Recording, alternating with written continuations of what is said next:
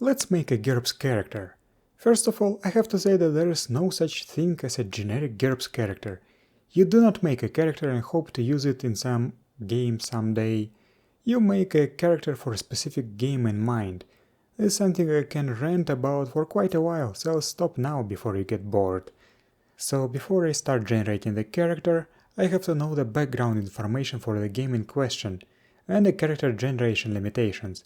Since I do not actually have a game in mind, I'll pick a random nation from my setting and see what can be done with that. I got Okrodia, a sparsely populated nation of humans, hobgoblins and some racial minorities. What caught my eye in the description is a druidic circle that helps making the soil fertile and weather calm outside the city walls. Let's make a druid on, for example, 150 points. I like this point value. Usually I spend about 40% of allotted points on basic attributes. Since I'm making a druid, I'll probably have to increase IQ for spellcasting purposes and for some skills. IQ 12 sounds nice. I also get a +1 bonus to strength and health, because I don't want the druid to be a weak dweeb. Let's not make a self-insert here. That's already 60 points gone. Next up, let's think about some other traits that I love to have. First up, the green thumb talent, that would help many druidic skills. I won't be able to give the character any powerful spells as the point value is quite low, so I'm not sure if I will even need a power talent. I definitely will not need any improvisation, so I will not take Sorcerer's Empowerment. Another signature feature of the druids is the secret druidic language. I will take it at native speaking and writing levels, and I will also take a trivial vow quirk to never teach it to non-druids. Druids are social creatures organized into druidic circles. This is perfect for GURPS as it allows me to take many social traits. For example, contact group. The contact group would be able to provide various druidic knowledge. However, it would also be very expensive, so I'll just have a singular contact who can, for example, use herb lore. The effective skill will be 15, frequency of appearance will be a roll of 9 or less, and reliability will be usually reliable. Since this is a supernatural service, I'll add a point to the base cost. This gives us the final cost of 6 points.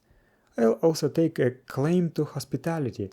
I think a druidic circle should count as something of a small group or family, so it will cost 2 points. I'll also take the plant empathy advantage.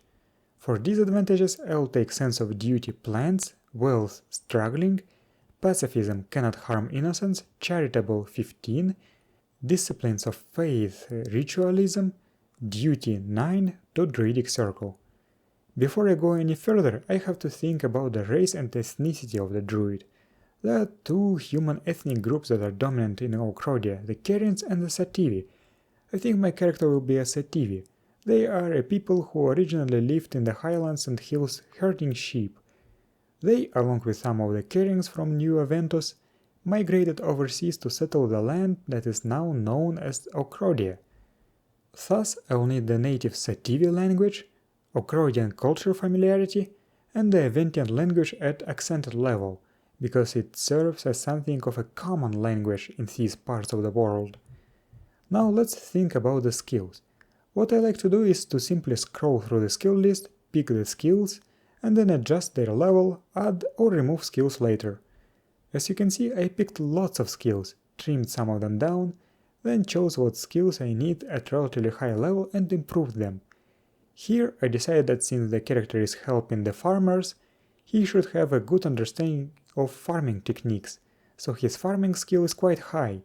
He lives in a forest and probably has a small garden to grow food, so I will also give him a good gardening skill level. Fishing and survival also complement his ability to live off the grid. For self-defense, the character will use a staff, so I gave him the staff skill, and a point in knife and brawling.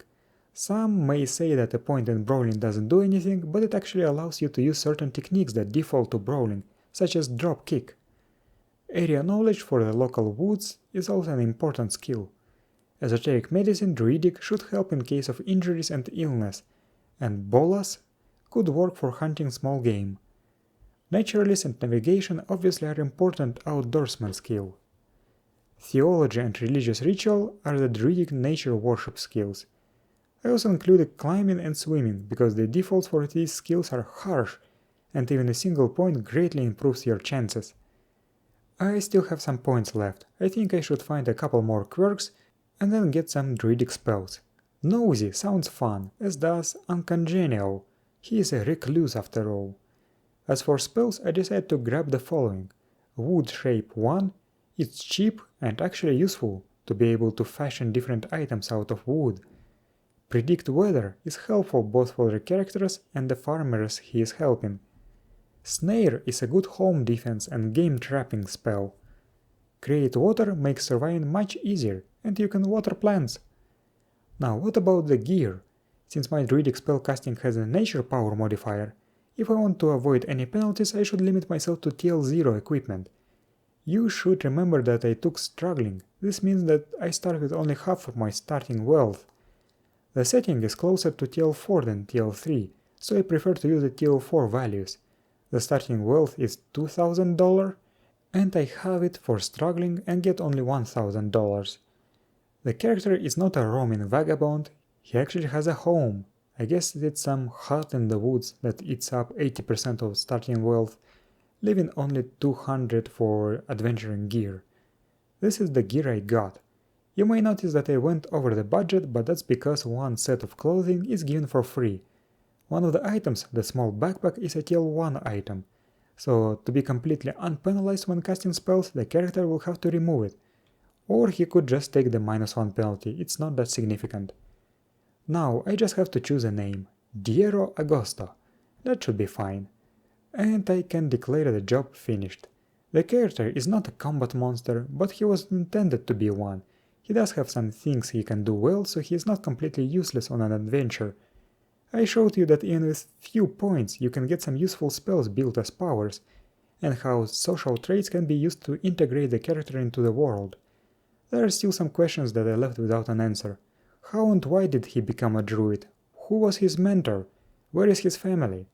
This is something some players and GMs would want to explore, and some would not consider important.